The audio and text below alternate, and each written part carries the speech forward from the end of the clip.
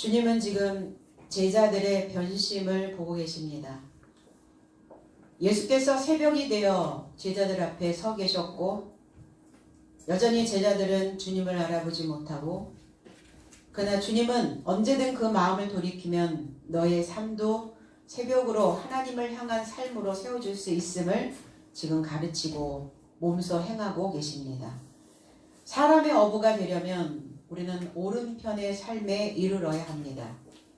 오른편으로 옮겨지는 날이 바로 오늘이라는 것을 여러분 꼭 기억하시고 오늘 이 삶을 받아들이는 귀한 시간이 되기를 원합니다.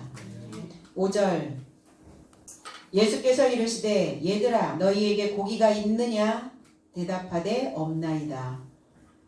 예수께서 저의 삶에게 이르시되 고기가 있느냐 절인 고기를 간직하였느냐 저의 삶이 대답하되 아무것도 없습니다. 여기서 얘들아 아이들아 왜 이름을 부르지 않았을까요? 제자들을 향하여 제자들 거기에 7명이나 있었으니까 일일이 다 이름을 부르기가 힘들었었나요? 아니면 대표되는 베드로를 부르든지 누군가를 불렀어야 되는데 다 그냥 통칭으로 얘들아 아이들아 이렇게 부르시고 계십니다. 이 얘들아 라고 하는 단어는 파이디온이라고 하는 단어예요. 파이디온이라고 하는 단어. 이 단어는 성숙하지 않은 작은 아이라는 의미를 가지고 있어요. 이 단어가 파이오라고 하는 단어를 만들어냅니다. 이 파이오라고 하는 단어는 때리다, 치다 이런 단어를 가지고 있어요. 회초리로 때리고 말씀으로 치고 교육을 받아야 되는 사람들을 파이디온이다, 파이오다 이렇게 표현합니다. 이 단어가 또 파이듀오라고 하는 단어를 만들어내는데 훈련시키다, 교육하다, 가르치다. 아직 교육받아야 되고 아직 훈련받아야 되고 아직 그 가르침을 받아야 되는 그래서 그 회초리로 맞아야 되고 아직 성숙하지 않은 작은 아이로 있는 너희들아 이제 오늘 내가 주는 이 메시지를 통해서 너희들은 한층 성숙해야 된다라는 메시지를 담고 계십니다. 성장하지 못하고 있는 내 안에 작은 아이가 있다는 거예요. 몸은 성인인데 겉은 성인인 것 같으나 나의 속에 훈련받아야 하는 작은 아이가 있어요. 이 작은 아이를 교육하고 가르치지 않으면 훈련하지 않으면 우리의 속에서 올라오는 그 생각들이 늘 아이로 멈춰 있다는 겁니다. 그럼 우리가 성인이 되었는지 아이가 되었는지 무엇을 보면 아는가? 감정 상태를 보면 알아요. 우리의 감정은 금방 내 속에 있는 것들을 바로 즉시 표현하게 되기 때문입니다. 사도 바울은 고린도전서 14장 20절에 형제들아 지혜에는 아이가 되지 말고 악에는 어린아이가 되라. 지혜에 장성한 자가 되라. 형제들아 지혜에는 지혜라고 하는 단어가 푸후렌이라고 하는 단어인데 지혜라는 단어가 아니에요. 소피아라고 하는 단어가 아닙니다. 감정이라고 하는 단어예요. 그러니까 형제들아 감정에는 아이가 되지 말고 감정은 뭘 얘기를 하죠? 내가 내 감정을 인식하고 있어야 되는 거죠. 인식력을 이야기하고 있는 겁니다. 감정에는 너희들이 지금 인식하고 있는 인식의 그 힘에는 어린아이가 되어서는 안 된다. 성장하지 못한 작은 아이가 되어지지 말고 악에는 이 악은 무가치한 것을 이야기하고 있어요. 악한 자, 선한 자, 무엇의 구분인가? 악도 선도 무엇을 표현하고 있는가? 감정을 표현하고 있다는 거예요. 무가치한 해로운 그 해로운 것에는 어린아이가 되라. 여기서 어린아이가 되라고 하는 이 단어는 네피아조라는 단어예요. 이 어린아이, 악에는 무가치한 삶에는 차라리 너희가 갓난아이가 되어라.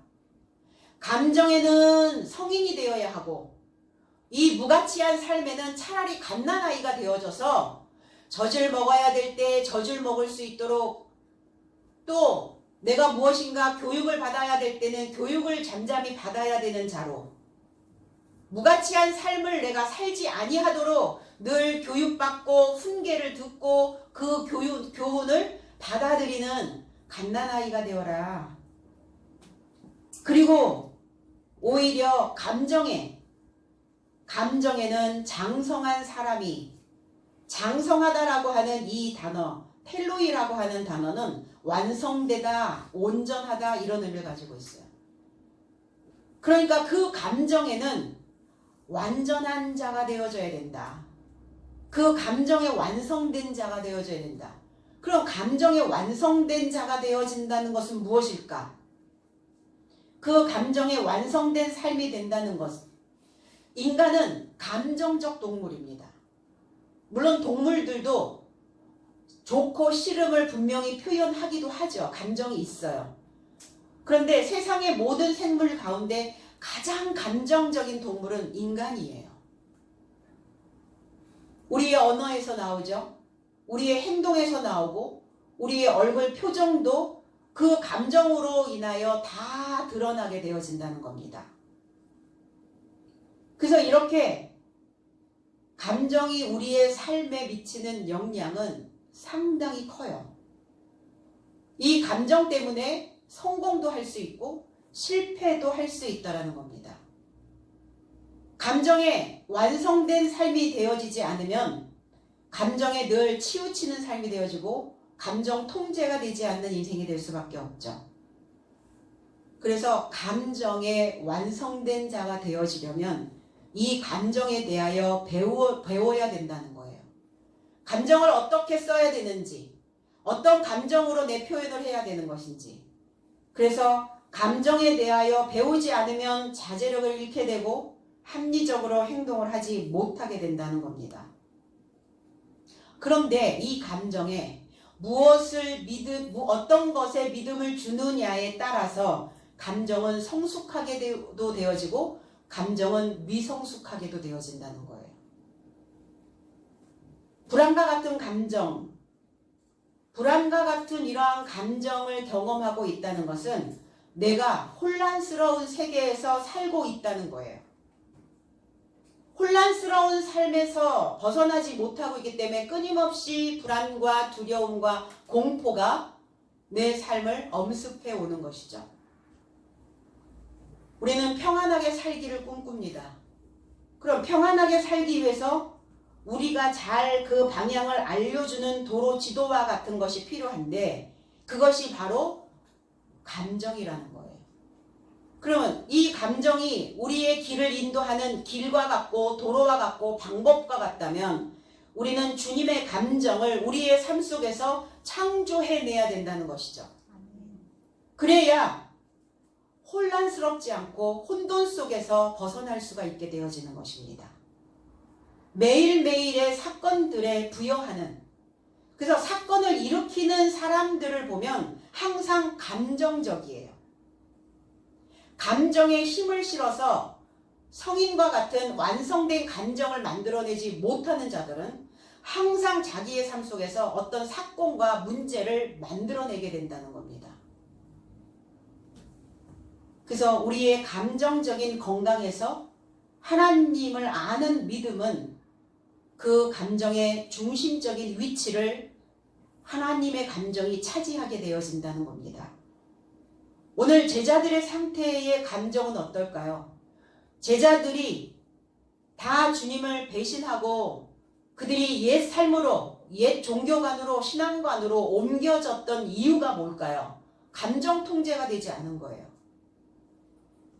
감정 통제가 안 되는 작은 아이가 지금 되어져 있기 때문에 주님은 오늘 이들을 향하여 파이디오나 이렇게 부르고 계시는 겁니다. 그 감정에 치우치지 말고 완전한 감정을 통제할 수 있는 자가 되어져야 됩니다. 왜 그래야 할까요? 감정의 자제력을 잃어버리면 삶이 온통 흔들려 버려요. 우리 한 번밖에 없잖아요. 우리에게 주어진 한 번의 삶이기 때문에 이미 내가 구성해 놓은 감정의 패턴에서 이 감정의 패턴은 뭘 싫어하냐면 지적인, 논리적인 그러한 활동을 하는 것을 싫어해요. 그냥 감정대로 살고 싶어 해요. 그러면 이 감정은 무엇이 통제를 하는가? 지적인, 논리적인 그 생각만이 감정을 통제할 수 있게 된다는 겁니다. 감정을 통제하지 못하니까 늘 괴롭죠. 그리고 내가 무엇을 하고자 하는 그 일을 망치게 되고 사회적으로 관계를 하고 있는 그 관계를 방해하게 되어진다는 거예요. 때로는 오늘 제자들처럼 그들이 믿었던 주님의 그 말씀에서도 떠나가게 되어진다는 겁니다. 그래서 이 감정을 효과적으로 통제하는 데는 하나님을 아는 지식과 하나님을 이해하는 그 지식과 논리적 사고가 필요하다라고 말합니다. 주님은 이 제자들을 향하여 고기를 간직했느냐? 고기, 여기에서 프로스하기온이라고 하는 이 단어는 옵사리온이라고 하는 단어를 만들어내는데 여기에서 이 고기는 소금에 절여진 고기를 이야기하고 있어요. 그러니까 베이컨 같은 그렇게 간이 만들어져 있는 소금을 치고 말린 고기. 그래서 우리가 주식을 먹을 때 반드시 반찬 같은 것들이 곁들여져야 되겠죠. 우리가 어떤 주 메뉴가 있고 거기 어떤 소스 같은 것들을 곁들여 먹어야 그래야 주 메뉴가 맛있어지잖아요. 그 고기 같다는 거예요. 맛을 낼 수 있는, 입맛에 딱 붙을 수 있는. 그럼 오늘 제자들이 먹고자 잡고자 했던 고기는 어떤 고기였냐? 자기의 입에 탁 붙는 고기. 그럼 주식은 안 먹고 소스만 핥아 먹을 수는 없잖아요. 그런데 주식은 먹으려니 불편하고 그리스도 예수의 그 교훈은 가르침은 내게 들어오면 칼날과 같이 꽂히고 그러니까 그거는 싫고 소스만 먹기를 원하는 거예요. 그러니까 그들이 다 지금 이 말린 고기, 절인 고기 근데 이 옵사리온이라고 하는 이 고기라는 의미에서 담그다라는 의미를 가지고 있어요. 그럼 어떤 고기냐? 담근 고기가 무슨 고기입니까? 절여진 고기? 아니, 삭혀진 고기. 오래 삭히면 어때요? 우리 뭐 홍어, 뭐 가자미, 식혜 뭐 이런 거 먹잖아요. 그럼 입에 붙죠. 맛이 강하단 말이에요. 자극이 강해요. 사람들은요, 강한 자극, 어떤 강한 것, 뭔가 그렇게 훅 들어올 수 있는 어떤 그러한 소스와 같은 것들, 이거를 먹기를 좋아한다는 거예요. 그럼 2000년 전의 제자들의 입맛이나 현대의 신앙생활을 하고 있는 우리들의 입맛이 비슷하다. 어떤 사람들의 입맛에 그 성장하지 못한 사람들의 입맛에 딱 맞는 거예요. 제자들이 지금 아이로 있잖아요. 그러니까 어때요? 입에 딱 붙는 것만 먹는단 말이에요. 아이들은. 질기거나 맛이 없거나 한참 씹어야 그 맛을 느낄 수 있는 이런 음식을 거부하게 된다는 겁니다. 그 메인 요리는 안 먹어요? 메인 요리는 안 먹고 소스만 핥아 먹어요? 계속 그렇게 하실 거예요? 그렇게 하고 싶은 거죠, 제자들도. 그러니까 성장이 멈추는 겁니다. 감정 통제 안 되는 거예요. 감정이 올라오면 어린아이와 같은 감정이 올라오면 그 감정을 씹어 먹어야 되는데 감정을 씹어 먹지 못하니까 감정대로 흘러가는 거예요. 감정만 핥아 먹고 사는 거예요. 제자들이 다시 자기 속에 오랫동안 담궈 놓았던 묵어있는 묵은 누룩을 꺼내 먹고 있는 것이죠. 경험했던 것들은 없어지지 않습니다. 우리의 세포는 그걸 다 기억하고 있다가 우리가 성장통을 앓을 때 뭔가 성장하고자 하는 그 단계가 오면 과거에 있었던, 과거에 알고 있었던 그 모든 것들이 다 밀고 올라와요. 거기에서 성장을 하려면 초월하셔야 해요. 내 감정을 넘어가야 이제 한층 성장하는 겁니다. 그런데 성장하지 못하면 그냥 가라앉는 거죠. 가라앉아서 바닥에만 가 있어도 다행인데 바닥을 뚫고 지하로 간다는 거예요. 거슬러 올라오려면 한참 걸리겠죠. 그나마 바닥에 있을 때, 내 감정이 바닥이었을 때, 그때 내가 지금 무엇을 내 속에서 담가 놓았다가 그거를 지금 꺼내 먹고 있는가, 어떤 고기를 지금 또 먹고 있는가, 통제를 벗어나 있는 우리의 감정의 구조가 이렇게 만들어졌다는 겁니다. 그러니까 심각한 피해를 줄 수도 있고, 지금 그 감정에 대처할 수 있는 대처 능력을 잃어버린 제자들의 모습이에요. 물고기가 있느냐, 고기가 있느냐, 에코라는 단어입니다. 간직하고 있느냐, 아직도? 너희들이 지금 오랫동안 담궈 놓았던 발효된 묵은 누룩과 같은 그 소스와 같은 너희들이 먹고자 했던 신앙, 너희들이 먹고자 했던 소스, 여전히 그거 붙잡고 있는 것이냐? 지금 이렇게 물어보고 계시는 거예요, 주님은. 물어봐야죠. 우리에게 물어봐야죠. 아직도 여전히 과거의 그 감정 패턴에서 그 소스를 여전히 먹고 있는 것이냐? 근데 제자들은 아무것도 없습니다. 전혀 아무것도 없습니다. 그러니까 옛맛이 옛날 그 맛일 줄 알고 그 맛이겠지 이러고 갔더니 그 맛조차도 못 느끼는 거예요. 거기에서조차도 입에 탁 달라붙을 것 같은 그 소스의 맛도 가보니까, 디베라로 가보니까 그 맛조차도 지금 없는 거예요. 그 맛조차도 느낄 수가 없는 거예요. 당연히요. 왜? 주님과 함께 3년 동안 배움이 어떤 것인데, 어떤 배움이었어요, 제자들이?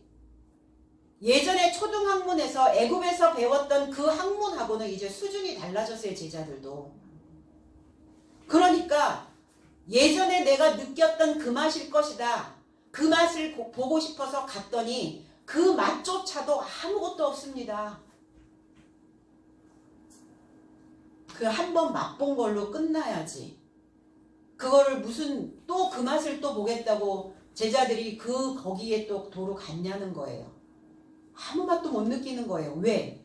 이미 고급진 음식을 먹어본 자들의 입맛은 과거에 예전에 헐벗고 못 먹고 못 입었던, 그리고 구차스러웠었을 때 그냥 배를 채우기 위한, 허기진 그 배를 채우기 위해서 먹었던 그 맛하고는 전혀 다른 맛이라는 거예요. 이제 입맛이 다른 맛으로 변했기 때문이에요. 주님의 그 메시지를 먹고 주님의 그 강한 단단한 음식을 먹고 거기 가서 그 소스의 맛이 살아나겠냐고요. 살아나지 않습니다. 그런데 제자들이 원하는 신앙과는 날 것을 먹고 단단한 것을 먹고 되새김질을 해야 하는 그 먹이가 아니었다는 거예요. 감정 올라오는 대로, 감정대로 그냥 살기를 원하는 어린아이와 같은 자들이었어요. 어린아이는 감정 통제가 안 되죠, 당연히.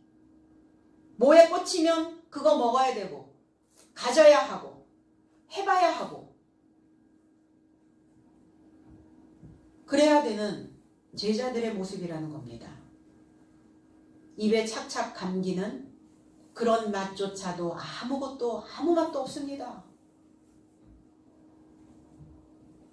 그 믿음에 전혀 도움이 되지 않는, 그래서 이 먹이도 제자들의 감정을 만족시키지 못하게 된 거예요.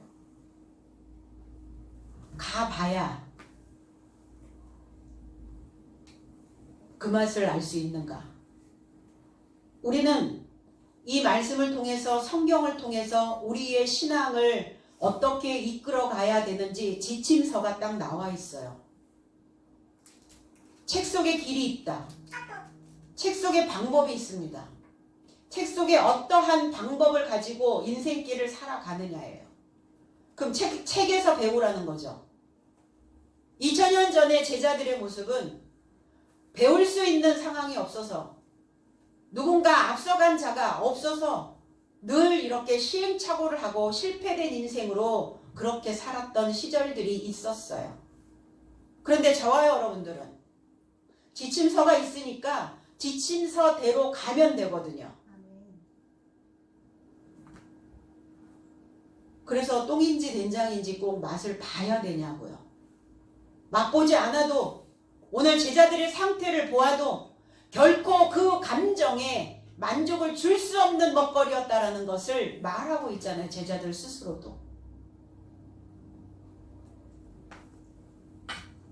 6절 가라사대 그물을 배 오른편에 던지라. 그리하면 얻으리라 하신대 이에 던졌더니 고기가 많아 그물을 들 수 없더라 그랬어요.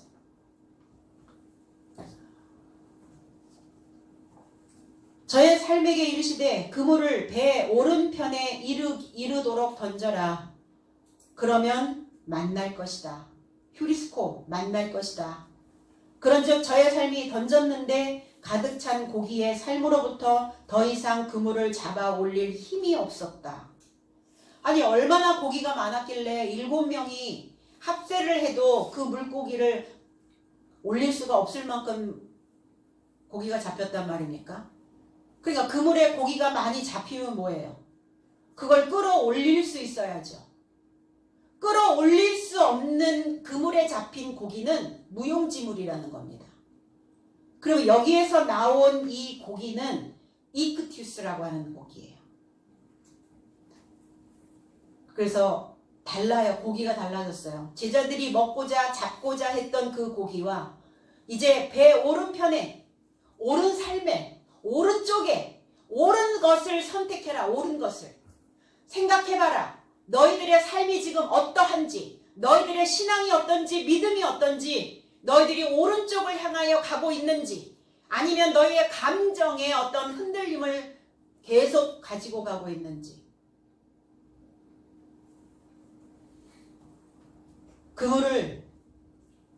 그물이라고 하는 이 의미는 딕티온이라고 하는 단어예요. 그물은 어떻게 만듭니까? 씨줄과 날줄을 직조하여 만든 것이죠. 마가복음 1장 19절로 20절에는 조금 더 가시다가 세베대의 아들 야고보와 그 형제 요한을 보시니 저희도 배에 있어 그물을 깁는데 그랬어요. 갈릴리에서 베드로와 세베대의 아들 제자들을 부르시는 상황이에요 지금. 그런데 야고보와 그 형제 세베대의 아들 그 제자들이 그 배에서 그물을 지금 깁고 있다고요. 그물을 깁는 게 아니라 카탈티조라고 하는 이 단어가 완전히 완성하다, 틀을 만들다, 수리하다. 그물을 지금 수리하고 있었어요. 그물을 완전히 완성시키려고 지금 하고 있는 거예요. 이 그물은 틀을 이야기하고 있습니다. 인생의 틀, 믿음의 틀, 신앙의 틀, 우리의 사고의 틀. 그러면 지금까지 신앙생활을 해오면서 이 제자들은 틀이 없었다는 거예요. 주님을 만나면서 우리는 본격적인 신앙의 틀이 만들어지기 시작합니다. 신앙의 틀은 삶의 틀이에요. 삶의 틀이 없는 사람들은 막 넘나들죠. 천방지축이에요. 어디로 튈지 몰라요. 그래서 우리는 태아기서부터 틀을 만듭니다. 부모의 법을 가지고, 부모의 교훈을 가지고, 가르침을 가지고, 교육을 가지고 아이들에게 틀을 만들어줘요. 틀에서 벗어나면 사고가 나죠. 틀 안에 있는 자들은 안전망, 안전장치가 되어 있다는 겁니다. 틀이 없어요. 그 틀을 만들고 있었더라. 현재 제자들의 상태, 그 그물은 제자들은 지금 그 그물이 완성되지 않은 상태였어요. 그러니까 제자들이 잡은 그 그물은, 던졌던 그 그물에는 고기가 하나도 잡히지 않았다.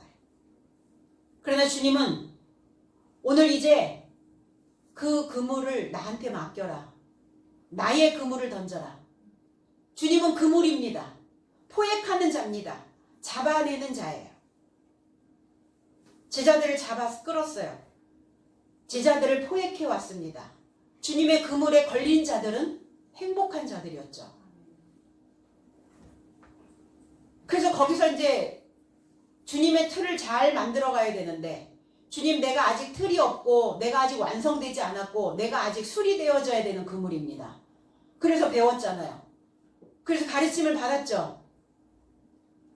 완성되지 않은 그물, 수리가 되지 않은 그물, 아직 틀이 만들어지지 않은 그물 상태였어요, 제자들은. 그러면 수리를 맡겼으면 기다려야지. 수리를 맡겼으면 좀 기다려야 되는데 진드간이 기다리지 못하고 참지 못하고 인내하지 못하여서 맡긴 거 다시, 그 수리 맡긴 거 도로 주십시오. 그래서 지금 다른 데다 맡기려고 좀 다른 데로 간 거죠. 다른 데로 그 감정이 치우쳐져 버린 거예요. 그러면 그곳에서 또 지체가 돼요. 한 곳에다 맡겼으면 그냥 기다리셔야 돼요. 인내하고 계셔야 됩니다. 수리될 때까지. 어디 가서 또 맡기면 또 거기에서 또 시작이고 또 지체되어지고, 수리가 되어진다는 것은 좁은 문을 통과하는 자와 같아요. 그럼 좁은 문을 통과해야 그물이 완전히 완성되는 거예요. 7날에 들어가기 위한 지금 상황이라는 겁니다. 7날에 들어가면 완전히 완성되어지는 거죠. 틀이 딱 만들어지는 거예요. 사도라고 하는 틀, 7째 날이라고 하는 틀이, 하나님의 형상이라고 하는 틀이 만들어지는 거예요. 완전히 수리되는 거죠.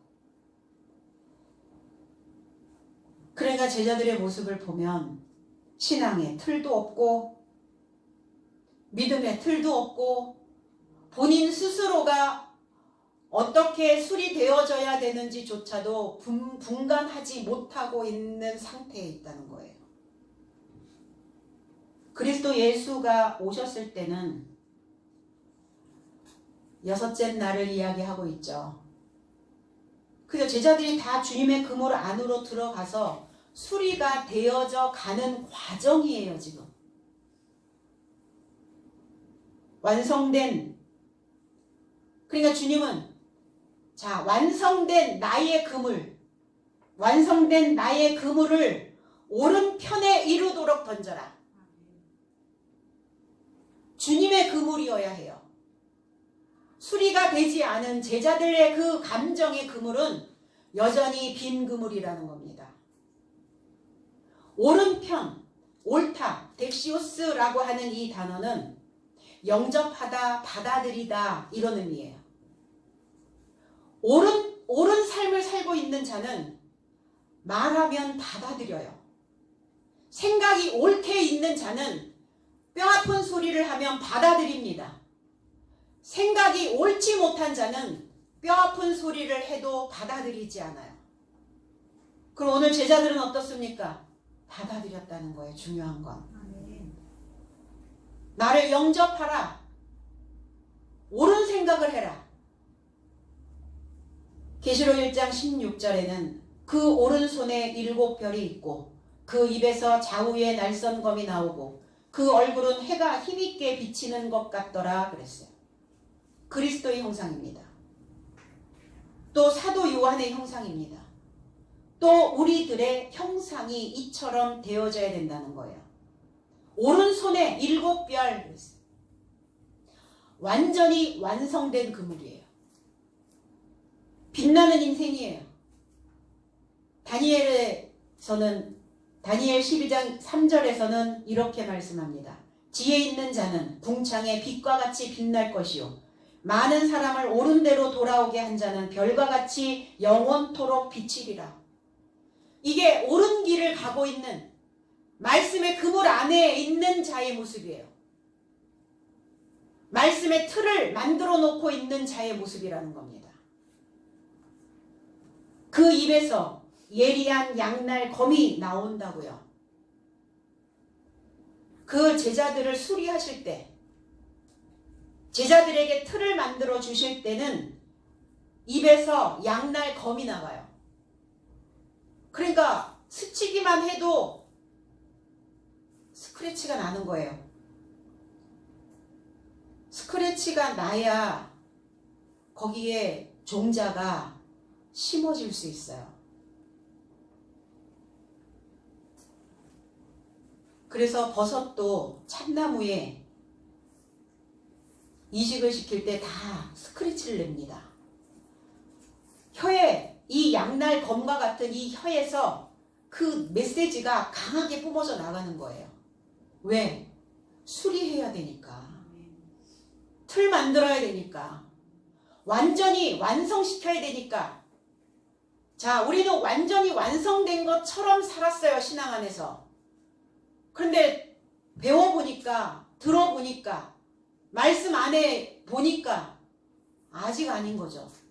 제자들의 상태가. 완성된 것 같았는데 아직은 수리가 덜 끝난 거죠. 그래서 그냥 과감하게 거기에다가 뭔가 이렇게 첨가하지 않고 그냥 있는 그대로, 메시지 그대로, 각자의 상태 그대로 그냥 쏟아져 내는 거예요. 그냥 쏟아내야 해요. 뭐 말씀을 둥글둥글 해도 좋죠.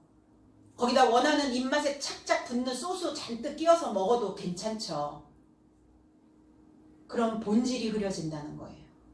본연의 맛이.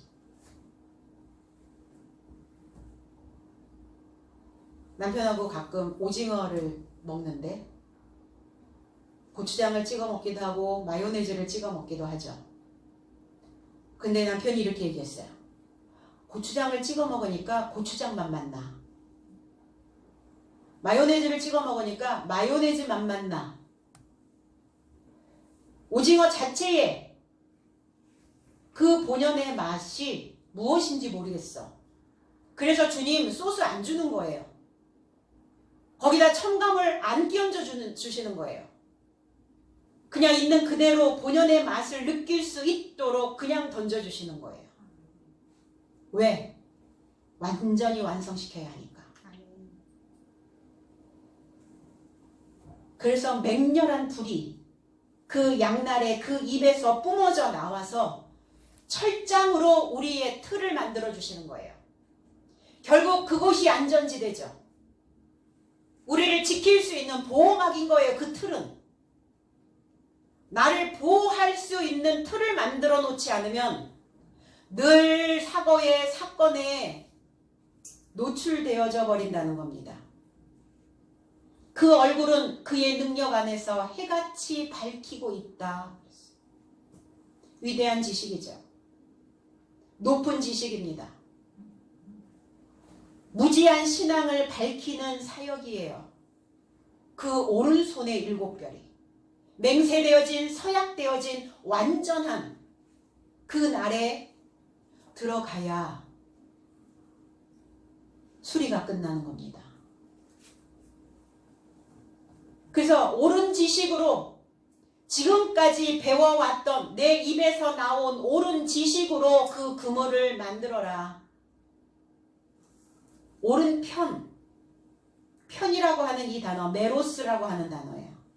분깃, 목, 분배 이런 의미를 가지고 있어요. 그러면 옳은 분깃을 받아야죠. 옳은 삶의 몫을 가져야죠. 옳은 것을 분배받으셔야죠.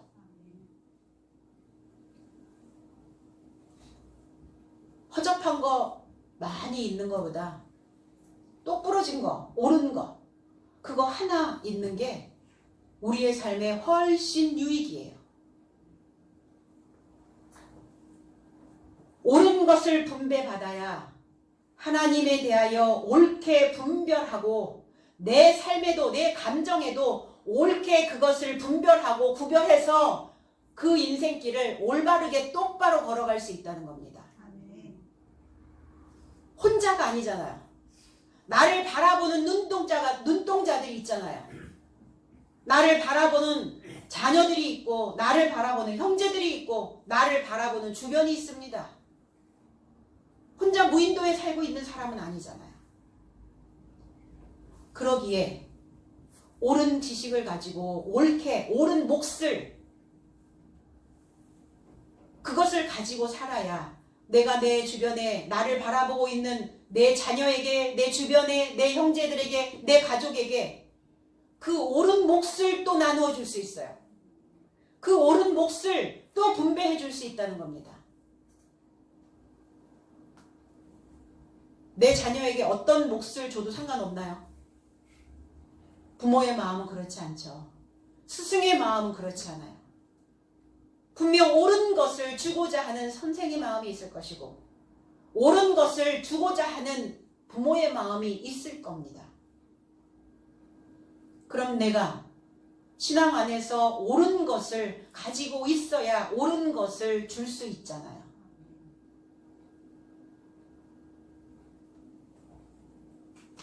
그래서 옳은 것, 올바른 소리. 이 올바른 소리는 왠지 거북해. 뭐가 이렇게 탁 얹혀져 있는 것 같은 느낌. 속을 뻥 뚫어주는 시원한 소리는 내 감정에 만족을 주는 그러한 소리는 아니죠. 뭐가 거북하단 말이에요. 왜? 스케일링 해야 되니까. 석회처럼 돌처럼 단단하게 굳어서 붙어있는 이러한 것들을 제거해야 되니까. 생각에 붙어있는 돌처럼 굳어있는 단단한 것들, 이것들을 제거해내지 않으면 그냥 두면 이게 잇몸, 이 뼈까지 다 이제 먹어 들어가죠. 스케일링 6개월에 한 번씩 하시나요? 1년에 한 번씩 하세요? 아직 못 하셨나요? 치아 스케일링 하는 것처럼 우리의 감정에도 우리의 마음에도 스케일링을 하셔야 됩니다. 그럼 뭘로 스케일링 하실 거예요? 스케일링 할 때 물과 함께 하죠. 자극을 주죠. 말씀이에요. 그럼 이런 자극 있는 말씀이 꽂히는 말씀이 아니고서는 스케일링이 되지 않는다는 겁니다. 그 옳은 몫에 이루도록 옳은 몫에 분배를 받을 수 있도록 너의 삶을 던져라. 발로라는 단어예요.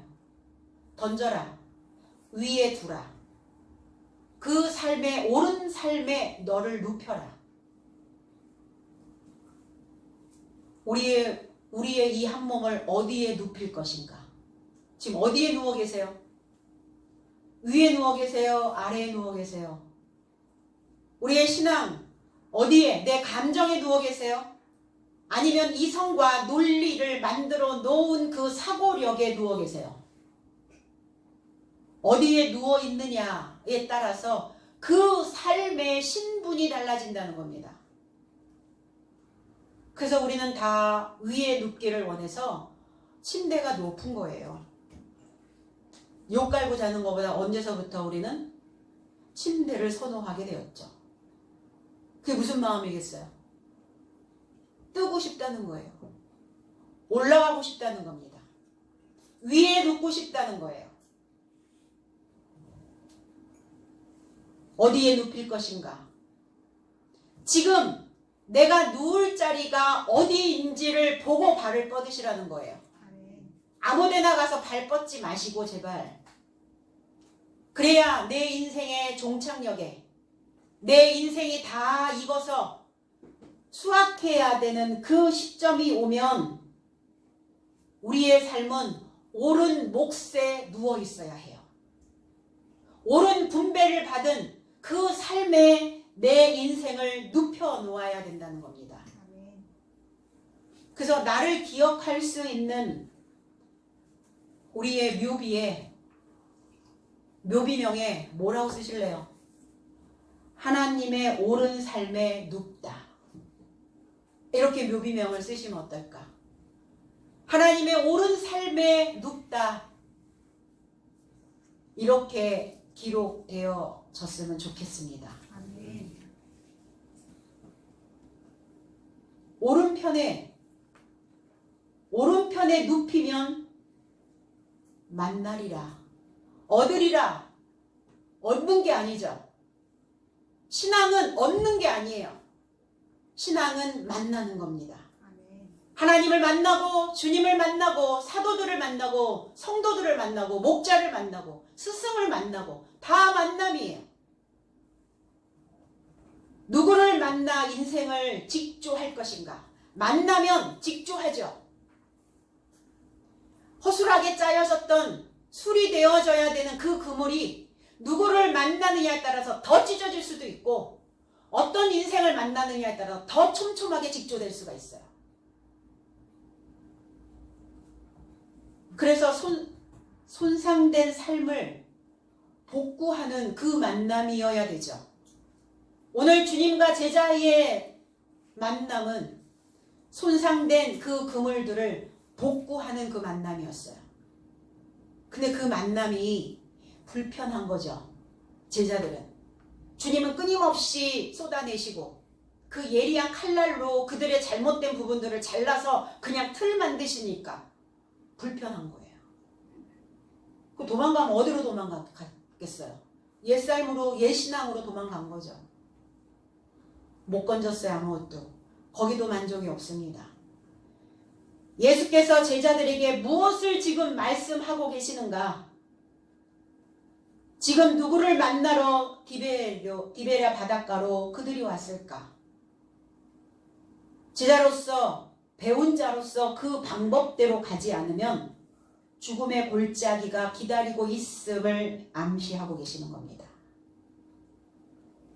거기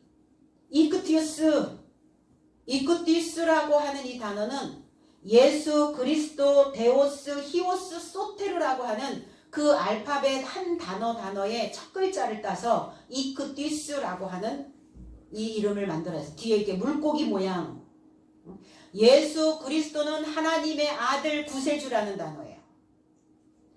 그 물고기는 옳은 몫을 받은 자에게만 잡혀요. 옳은 몫을 잡은 자에게만 그 물고기는 올라올 수 있다는 겁니다. 그럼 저와 여러분들의 삶에 대어를 낚아야 되는데 사람의 어부는 이 대어를 낚는데 어떤 대어? 예수 그리스도는 하나님의 아들 구세주라고 하는 그 대어를 낚는 거예요. 근데 이 고기가 가득 찼는데 더 이상 잡아 끌 수 있는 힘이 없었다. 그럼 잡았는데 이걸 끌어올릴 수 있는 힘이 없다는 것은 죽은 자들의 모습이거든요. 아니 그거 못 끌어올립니까? 못 끌어올리는 거예요. 그 지식은 무겁기 때문에. 하나님의 지식은 가볍지 않습니다. 가볍게 그냥 한 손으로 들고 다닐 만한 지식이 아니에요. 쉽게 날름날름 먹을 수 있는 지식이 아닙니다. 곱씹고 또 곱씹고 생각하고 또 생각하고 내 감정의 상태를 돌아보며 그러면서 먹어야 되는 양식이기 때문에 무거워요. 그런데 힘이 남아 있었다면, 그 배움에 있었던 제자들이었다면 끌어올릴 수 있었겠죠. 배우면 뭐 할 거예요? 그 지식을 끌어올릴 수 없는데, 그 지식을 끌어올릴 수 없다는 것은 그 삶에 적용하지 못하고 있었다는 거예요. 접목하지 못하고 있었다는 겁니다. 그 배운 지식을. 더 이상 잡아 끌 수 있는 힘을 갖고 있지 않았다. 그 힘으로 행하지 못했다는 거예요. 그래서 행함이 없는 믿음은 죽은 것이다 행하지 못했다는 그 지식으로, 배움으로, 가르침으로 행해야 되는데 행하지 못하고 옛 삶으로 다 도망간 거예요. 힘이 없죠, 당연히. 배웠던 지식은 없어져 버리고, 왜? 끌어서 쓰지 않으면 그 지식은 올라오지 않아요. 내 안에서 저장됐죠? 배웠어요. 저장됐어. 저장됐으면 인출하셔야죠. 파지하고 생각하고 그 다음에 인출하셔야죠. 파지해서 인출이 안 되는 지식이 무슨 의미가 있냐고요. 다 까먹은 거예요. 다 잃어버린 거예요. 제자들의 상태가 지금. 그 가르침을 끌어올려서 먹어야 하는데 먹을 힘이 없네요. 먹지를 못하고 있는 거예요. 먹는 것도 힘이 있어야 합니다. 병든 자들의 삶은 먹지 못해요.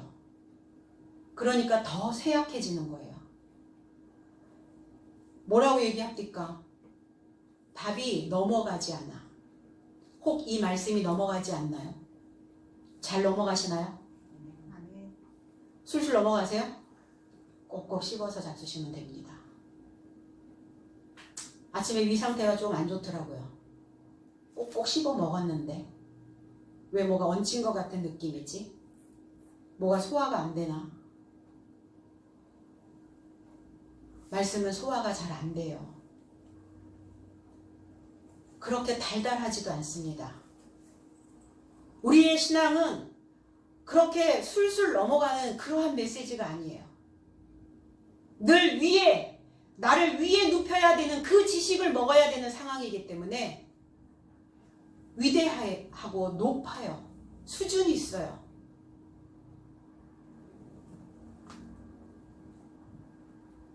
오늘 말씀이신 예수님을 배반한 그 값을 제자들은 치르고 있는 겁니다. 하나님 나라에서는 어디든 그렇죠, 사실. 하나님 나라에서는 그냥 가게 하지 않습니다. 어떤 대가를 치러야.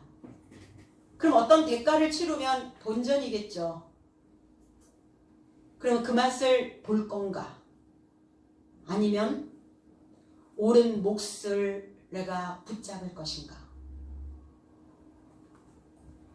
오늘 이 제자들처럼 우리는 오늘 이 옳은 몫을 내 안에 저장해야 될 줄로 믿습니다. 그래서 다시 끌어올릴 수 있는 그 힘을 만들어내셔야 돼요. 다스리지 못하면, 내 감정을 다스리지 못해서 발생한 사건이죠, 지금. 제자들의 사건이. 그러니까 다스리지 못하면 이렇게 사건이. 근데 잘 견디면 무적에게 자물쇠를 주셔서 그 그물이 완전히 완성될 때까지 그 옛뱀인 용을 잡아 가둘 수 있는 힘이 만들어진다고요. 이 지식이 끌어올려져야, 그래야 내 감정 안에서 휘몰아치고 있는 그 용을, 뱀을 가둬둘 수가 있어요. 미혹되면 그 나를 놓치는 거예요. 그 기간만큼, 놓친 그 기간만큼 또 휘몰아쳐야 되겠죠. 욥기서 41장 1절에 내가 능히 낚시로 악어를 낚을 수 있겠느냐, 노끈으로 그 혀를 낼 수 있겠느냐. 여기에서 이 악어예요. 드래곤. 이 바다에 살고 있는 이 큰 용, 뱀. 우리의 사상 속에 우리의 감정이라고 하는 이 미성숙한, 성장하지 못한 작은 아이의 그 감정에 항상 이 악어가 있어요. 용이 있어요. 드래곤이 있어요. 그러니까 얘네들이 한번 용트림을 한번 하면 이 감정이 이게 소용돌이 속에서 못 빠져나오는 거예요. 욥이 그랬죠. 욥이. 그래서 여호와께서 욥에게 하시는 말씀이에요. 네가 가지고 있는 낚시, 네가 가지고 있는 그 도구로 이 악어를, 이 드래곤을, 이 바닷속에 있는 괴물을 낚을 수가 있겠느냐? 끌어낼 수가 있겠느냐? 제거할 수 있겠느냐? 노끈으로 너를 지금까지 재왔던 그 청량줄로 그 혀를 진압할 수 있겠느냐? 왜 말부터 하세요? 왜 말을 앞세우세요? 생각하고 또 생각하고 내가 어떻게 해야 되는지를 생각하고 말을 뱉어내야 되는데 이 혀를 제어하지 못하니까, 이 혀가 낮아지지 못하면 이 혀가 용과 같고 뱀과 같고 드래곤과 같다고요. 언어예요. 말이에요. 말 때문에 감정이 상하고 말 때문에 감정이 요동이 치고 말이에요. 우리의 감정 속에 무슨 어떤 용이 혀를 잘못 눌리면 이 혀를 길들이지 않으면 이 혀가 그 뱀과 같고 용과 같고 악어와 같다고요. 우리를 물고 뜯고 삼켜버리는. 그래서 언어를 제대로 하는 데서 말을 잘 배우셔야 해요.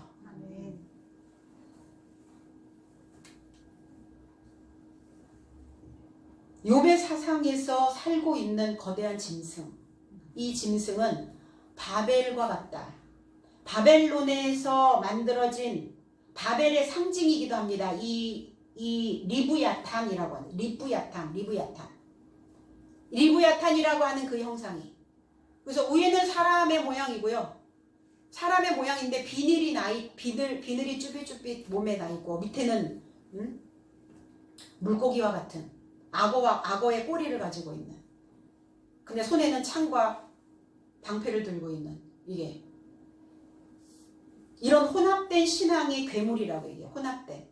내 속에서 요동치는 악어를 제거할 수 있는가?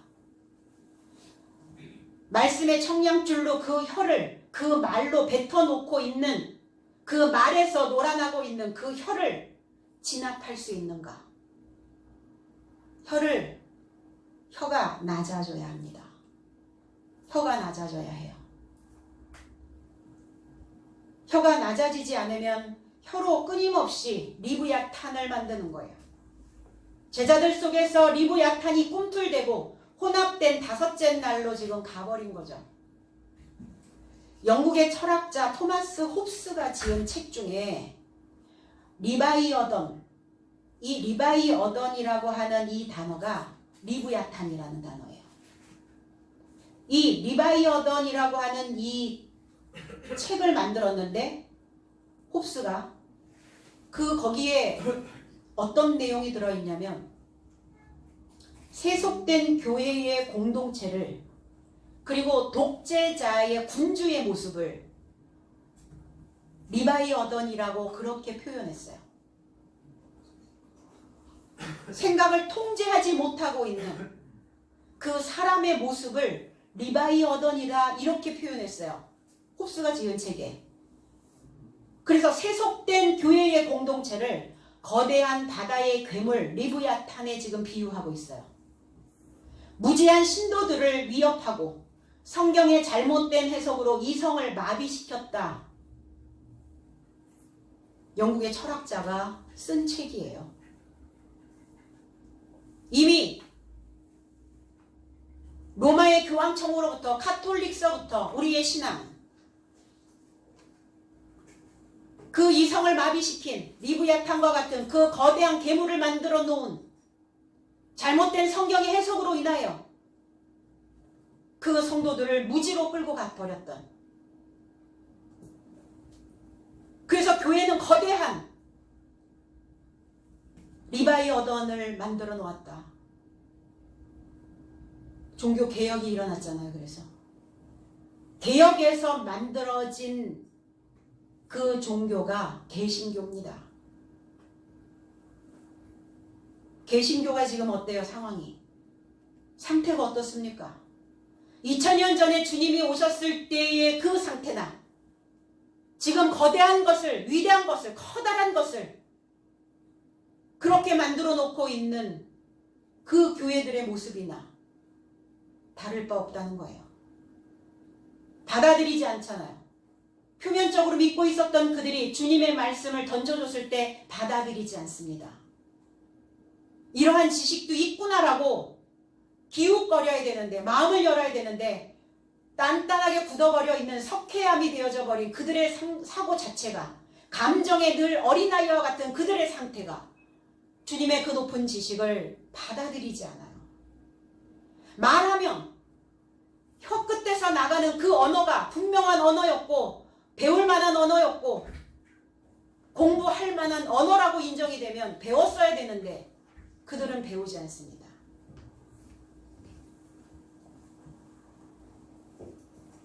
누구나 다 공부하는 공부하지 마세요. 누구나 다 하는 공부 말고요. 우리는 새로운 공부를 해야 되는 겁니다. 아멘. 새로운 공부를 해야만 새로운 감정이, 새로운 사고가, 새로운 언어가, 그래서 내 감정을 다스릴 수 있는 틀이 만들어질 수 있는 거예요. 맨날 하는 공부, 무슨 공부? 남들이 다 하는 공부, 예전에 다 했던 공부.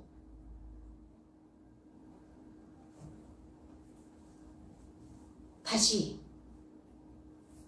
그래서 이성이 마비가 돼버렸어요. 오늘 우리는, 오늘 주님이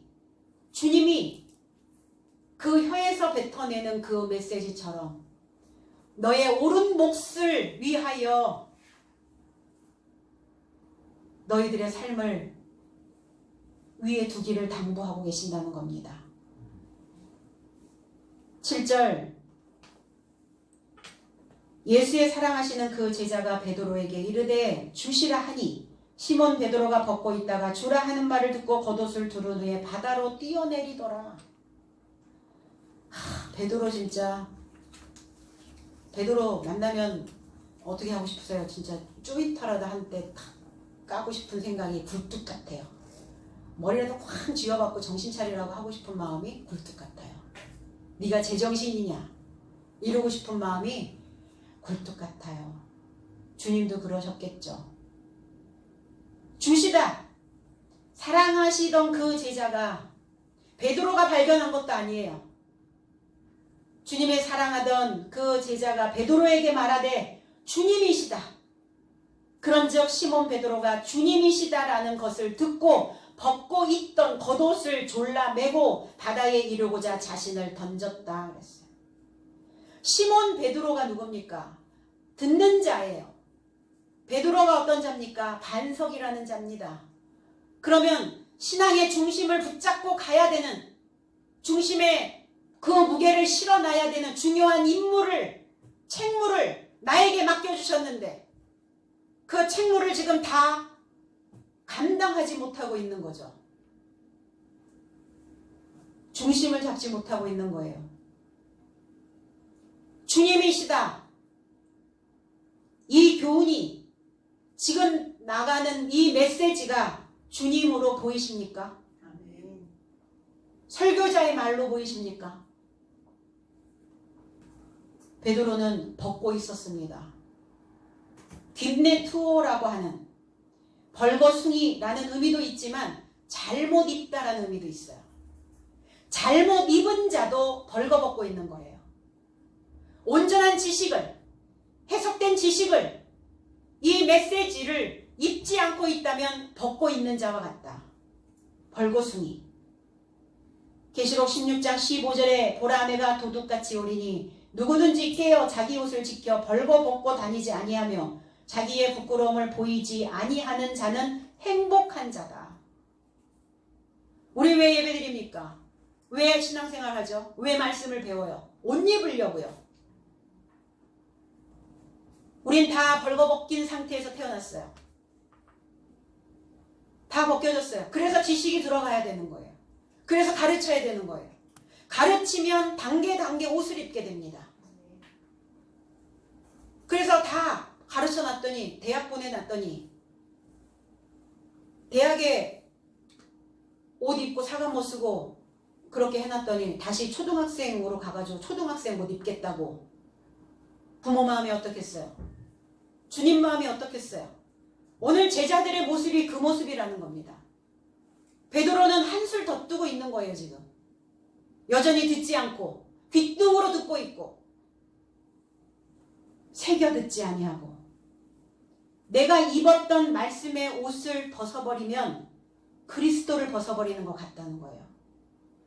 그 옷을 지켜야죠. 잘못 입은 옷을 벗어버려야 됩니다. 그래서 이 지식의 그리스도의 옷을 입고 있어야 되는 거죠. 부랴부랴 이제 부랴부랴 겉옷을 둘러 묶었다. 이렇게 어깨에다가 툭 아니면 허리춤에 툭. 그 옷은 또 벗겨지겠죠. 몸에 딱 붙게 입으셔야죠. 몸에 딱 맞게 입으셔야죠. 몸에 착용한 게 아니에요. 겉옷은 어떤 것이냐? 에펜디테스라고 하는 이 단어는 무겁다. 영화롭게 하다, 무겁다. 그러니까 베드로는 주님으로부터의 가르침이 무거웠던 거예요. 주님으로부터의 가르침, 주님의 그 법이 버거웠던 거예요. 보이잖아요. 실수투성이, 시행착오투성이. 그러고 가는 거예요. 처음부터 누가 딱 완벽하게 딱 만들어냅니까? 그런 시행착오를 경험하며 베드로처럼 제자들처럼 가는 거예요. 이 여정은. 그렇다고 다 벗어버려요?